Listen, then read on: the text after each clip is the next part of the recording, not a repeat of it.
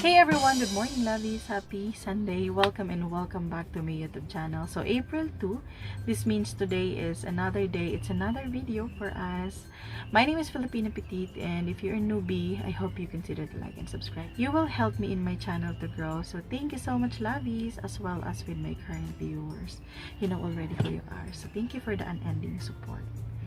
9:04 is the time. And in today's video, let's talk about the two types of Filipinas you can meet, and at the same time you will date here in the Philippines. So you're right, I'm talking about the province girl and the city girl, but in this vlog we're going to describe the difference between these two types of Filipinas. Okay, so probably if you are looking for someone to date or to marry in the future, and you want to know what to expect, specifically to my new thousands of subscribers, now take note that you will meet a lot with unique background and personality, different variety as well, young and old. So yeah, let's begin describing these two types of Filipinas, because perhaps you will encounter any of these two or both of them. If you're a newbie, stay tuned. Now lately I've been getting messages from you guys, and you were like, FP, help us, we want to know, should we date a province girl, because we heard that you guys are more conservative, more submissive, and much kinder than the city girl, and of course less westernized. Is that true? Well, I can say that it depends to every person if she want to change herself or not. So why I'm saying this, it's because as someone who worked overseas and I lived there for a decade, I exposed myself to different races and culture, but I never changed a bit, guys. My demeanor, my attitude still the same. The way like how you know me in social media, this is me in person. So I remember when I left the Philippines 13 years ago, I was this naive and simple Filipina that feels like not knowing anything, okay? But then when I came back home for good, yeah, I'm still this old Rika who grew up in a small village in town here in Bicol region. So it still depends to every person. If you choose to change, then it's your decision. But if you choose to be liberated, then again, it's up to you. Honestly, guys, a lot of province girls are leaving their town and villages because they wanted to go to Manila or to any big cities in seek for a better opportunity. Of course, they want to look for a good job, to have a better life, a high salary, which they couldn't find here in the province. So most of them, when they graduated in college and then they got their degree, the opportunity is always in the city, in Manila, which is the capital of the Philippines, and most of them are province girl. But if I will describe the real province girl based on what I can see here in my region, province girl for me is someone who isn't afraid to be under the sun. They are not afraid to be dirty, helping the parents in the rice field or in the farm, like doing the house chores at home without complaint, helping to raise the small kids or the small siblings, and then taking care of the family member like the old grandma and then the grandpa.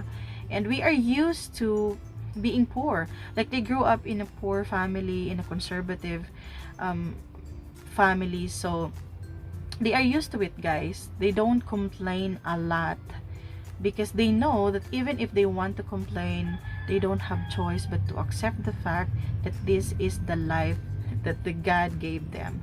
All right, province girl also is someone like not afraid to go out barefooted, and they are much simple. When I say simple, lovies, what I mean is like what you can see from me in terms of wearing makeup.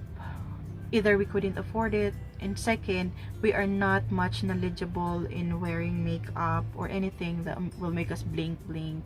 And then we don't wear sophisticated dresses like how the city girl can wear, because as I've said, it's either we couldn't afford it or don't have the confidence to do the things that a city girl can do.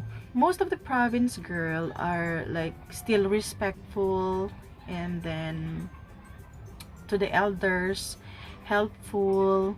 And in terms of being liberated or reserved, I can tell that not anymore, because we all know that a lot of couples here in our country now are living together, and the parents is okay with the setup. They don't say anything. I mean, they don't plan on getting married.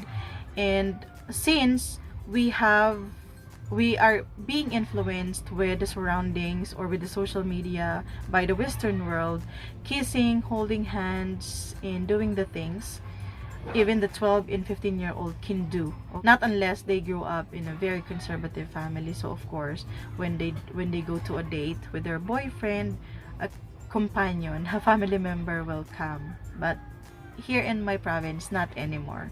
Even the 15-year-old can go out with her boyfriend without problem from the parents. Not because they don't care, but because, you know, the parents now are becoming open-minded, just like how the Filipinas becoming liberated or having the open-mindedness.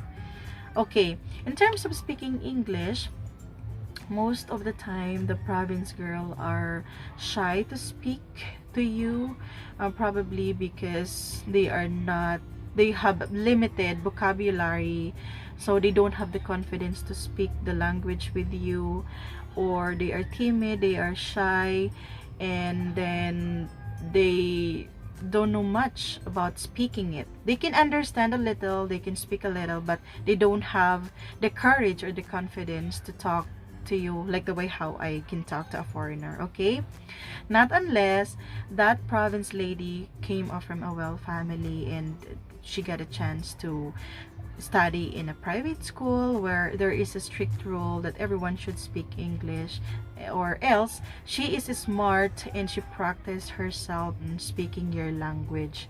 So that's the only time we can speak like 70 or 80% of English. Province girl that grew up like in it, and now are staying at home to take care of their siblings, helping the parents to do the house chores. They never experienced to be in the city or go out to the Philippines. Then expect that, guys, they will be very shy and they are timid. It's really hard to find them now because, you know, almost everyone are using their phone every day. They are using social media, and you know how Filipino loves using social media. So I got a question from my viewers, and they were like, where we could find a real province girl who is conservative, demure, is that how you call it, and then submissive. Guys, if I will be honest with you, they are in the villages and provinces. But what makes it hard is that the Filipina you are looking for with those qualities is either doesn't have Wi-Fi at home, doesn't have data, they don't own a phone, they are staying at home to do all the house chores because the parents are the one going outside to look for the money to support the entire family. So it will be hard for you to contact them, okay, not unless someone will refer you to this type of provincial Filipina.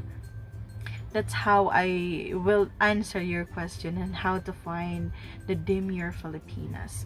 I know some here, the parents doesn't allow them to work, and I feel like the parents are waiting for someone to court their daughter and then ask her hand and ask her to marry him.